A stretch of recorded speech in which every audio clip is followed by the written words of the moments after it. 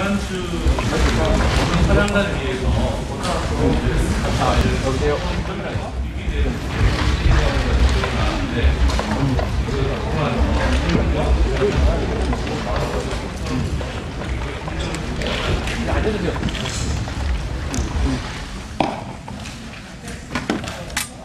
제가 질문을 간단하게 요약을 해드리겠습니다. 삼성 서울병원이 재발 방지를 위해서 구체적으로 어떤 노력을 보여줬고 병원 생신책의 구체적인 내용은 무엇인지 여쭤보셨습니다.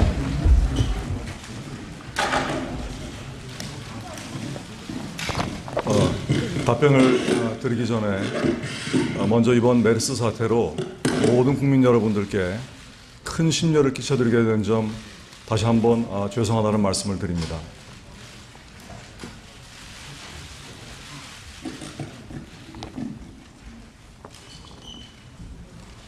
이번 메르스 사태가 수습된 후에 병원에서는 외부 전문가를 포함하는 병원 쇄신위원회를 만들어서 근본 사태의 발생 원인에 대해서 철저하게 규명하고 우리 병원의 위기관리 시스템을 전면적으로 개선해 나가겠습니다.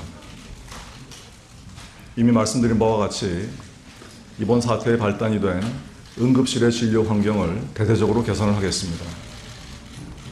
전염성이 높은 호흡기 감염질환 환자와 일반 응급 환자가 접촉하지 않도록 출입구를 따로 만들고 진료 공간을 완전히 분리하는 응급실 구조개혁과 함께 응급실의 진료 프로세스도 전면적으로 개혁하겠습니다. 아울러서 환자가 응급실에 체류하는 기간을 줄일 수 있도록 하는 여러 가지 방안을 최대한도로 모색을 하겠습니다. 또한 감염 질환자의 치료를 위해서 음압격리병실도 보완하도록 하겠습니다. 현재 저희 병원은 국가지정격리병원에 준하는 음압시설을 25병상을 갖추고 환자를 진료를 하고 있습니다. 이번 사태가 수습된 이후에 정부 당국과 협의해서 이러한 음압격리병실을 보완하도록 하겠습니다. 병원의 진료 전반과 위기관리 시스템 전반에 대해서 이번 사태가 수습된 이후에 전면적으로 개혁을 해나가겠습니다.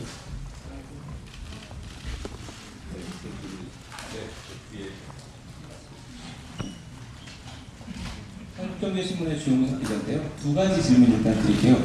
하나는 왜 지금 시점에 사과와 개선책을 내는지, 왜냐하면 아직 끝나지 않았지 않습니까? 그거 하나하고 아까 이제 그 부회장님 말씀하신 것 중에 감염 예방 활동 관련해서 연구개발 투자를 확대한다 이런 얘기가 있었는데 그게 구체적으로 어떤 내용인지 그런 걸 어느 정도 금액을 좀 생각하고 있는지도 좀 함께 말씀해 주십시오. 아직 메르스의 확산 자체가 완전히 끝나지 않은 상태인 것은 사실입니다.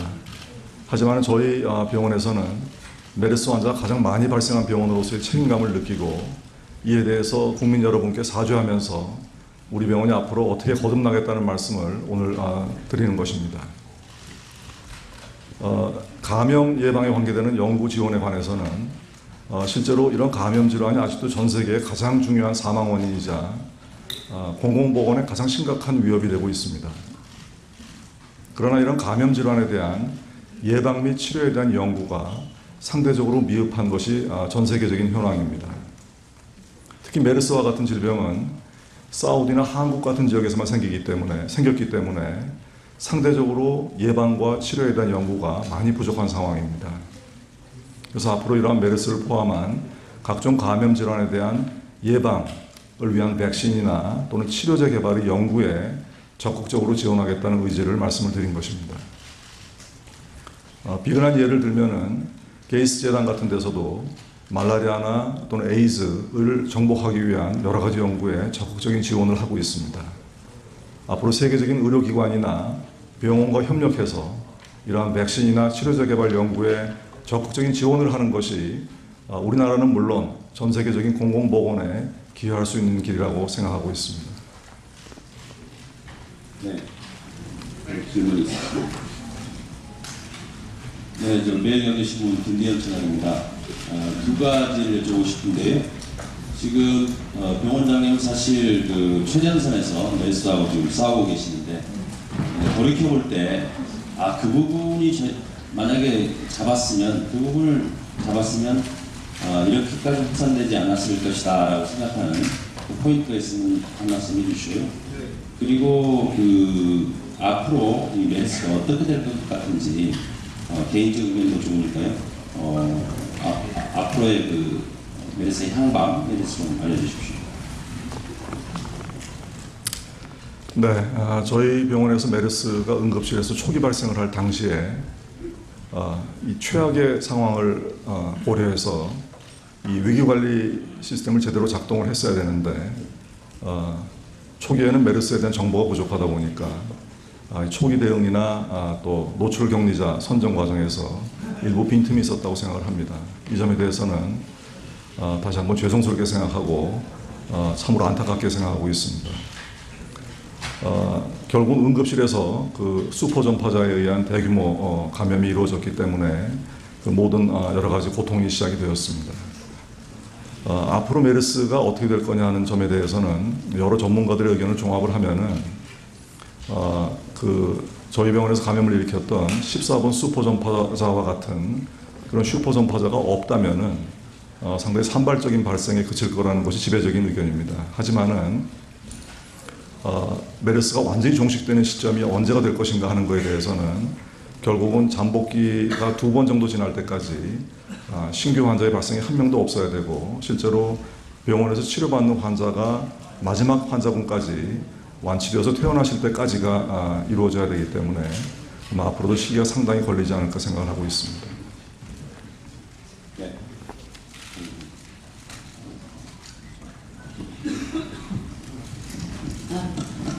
여기 아이뉴스 입사 바영입니다. 네, 아이뉴스 입사 바영입니다. 저희 메르스에 감염됐던 임산부가 오늘 새벽에 순산한 걸로 알고 있는데요. 건강이 양호한 상태라고 들었습니다. 근데 그 성남서울병원 그 의사한테 위중설이 돌아왔던 그 35번 환자는 지금 상태가 어떤지요? 네, 우선은 오늘 새벽에 그 산모분은 37주 5일 만에 제왕절개 수술로 아주 건강한 3.1kg 남자 아기를 분만하셨습니다. 출산하셨습니다. 그래서 산모 아기 상태가 지금 둘 다 좋고요. 지금 현재 다른 문제는 없이 지금 병원에 입원해 있는 상태입니다. 35번 환자는 현재 서울대학병원에 입원해 있는데 에크모가 지금 현재 달려있는 상태고 현재 상태가 조금씩 호전되면서 에크모를 떼는 준비를 현재 하고 있다고 알고 있습니다. 네, 추가로 질문해 주실 분 있으시면 질문해 주십시오. 네, 말씀해 주십시오.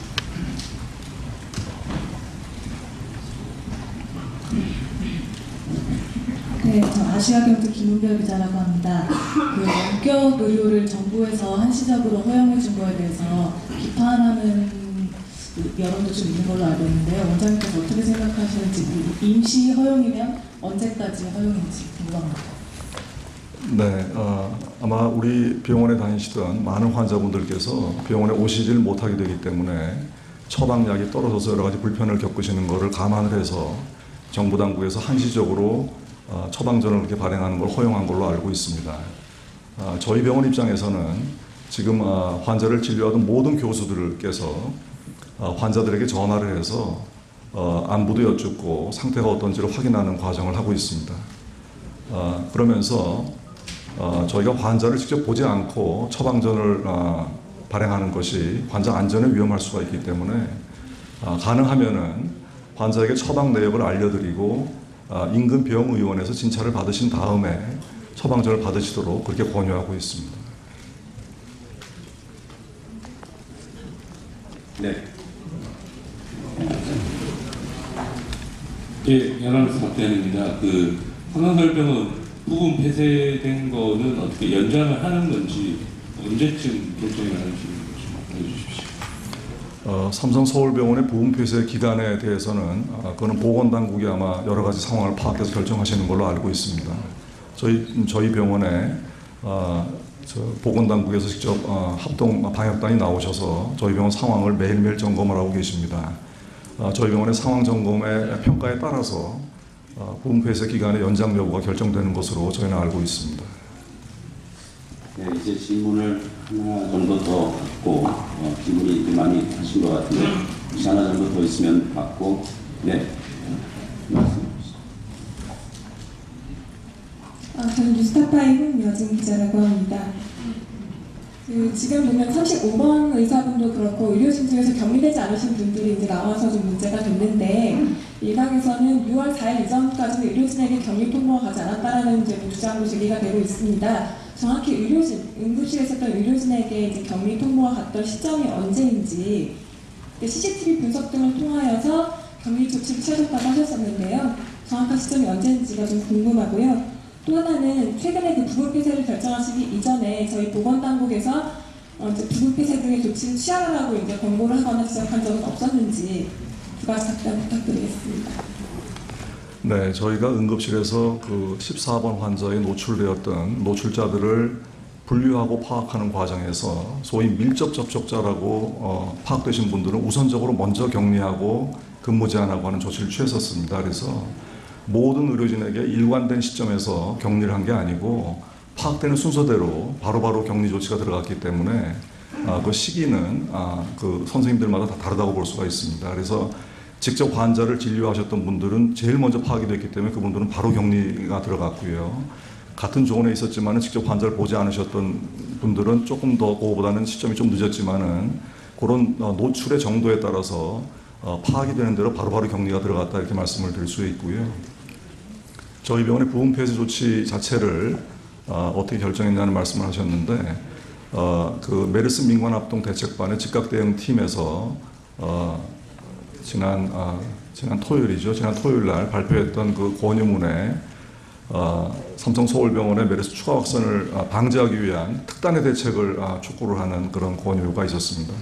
그 특단의 대책 중에 여러 가지 방법 중에 저희 병원에서는 진료의 기능을 거의 전면적으로 정지하는 부분 폐쇄가 메르스의 추가 확산을 막는 데 가장 효과적인 방법이라고 생각을 해서 그 방법을 선택하게 되었습니다. 네, 이제 마지막으로 한 분 질문을. 예, 일단 백신과 감염 예방 연구의 주체가 병원인지 아니면 항상 범국적으로 하는 건지 궁금하고요. 이번에 계신 회장님에 대한 별도의 조치가 있는지 좀. 아마 이 백신이나 치료약 개발에 대한 연구를 지원하는 것은 저희 병원보다 훨씬 더 앞서 나가 있는 전 세계적인 의료기관이나 세계적인 의료기관이나 병원들이 또 있을 걸로 알고 있습니다. 그런 의료기관들 또 연구소와 협력하는 것이 더 효과적인 방법이라고 생각을 하고 있기 때문에 이 자체를 저희 병원이 주도해야 된다고 생각하지는 않습니다. 결국 궁극적으로는 이러한 감염 질환의 예방이나 치료를 위해서 기여를 하겠다는 목표이기 때문에 그걸 할 수 있는 그런 연구소나 기관을 지원을 하고 협력을 하는 것이 좋은 방법이라고 생각을 합니다. 현재 입원해 계시는 회장님에 대한 다른 특별한 조치는 없습니다. 네. 마지막 한 번 더 질문 받고 마치도록 하겠습니다. 네, 조선일보 신은진인데요. 그동안 원장님도 2차례 사과를 하셨는데 그럼 그전 사과 질문은 이재용 부회장님 하신 사과는 뭐 어떤 차이가 있는 건지 궁금하고요. 또 삼성생명 공익재단 이사장으로서 사과하신다고 했는데 그럼 뭐 이걸 앞두고 때 재단을 하고 회의를 하셨거나 따로 뭐 그런 절차를 거치신 게 있는 건지 그런 것도 궁금합니다.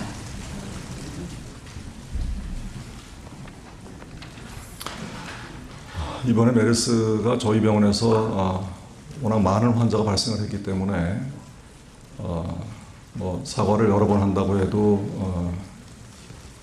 저희가 지나치지 않다고 생각을 합니다. 그래서 저도 2번의 기자회견을 통해서 국민 여러분께 죄송하다는 사과의 말씀을 드렸고 오늘 또 삼성생명 공익재단의 이사장님께서도 그런 사과의 말씀을 하셨습니다. 저희 병원에서 이런 메르스 사태가 생겨서 모든 국민 여러분들께 진짜 큰 걱정을 끼쳐드리게 된 점에 대해서는 어떠한 사과를 해도 지나치지 않다고 생각합니다. 그런 의미에서 저희가 사과를 또 드린 거라고 말씀을 드릴 수 있습니다. 네, 이것으로 오늘 기자회견 일정을 모두 마치겠습니다. 바쁘신 가운데 오늘 기자회견에 참석해 주신 기자 여러분 감사합니다.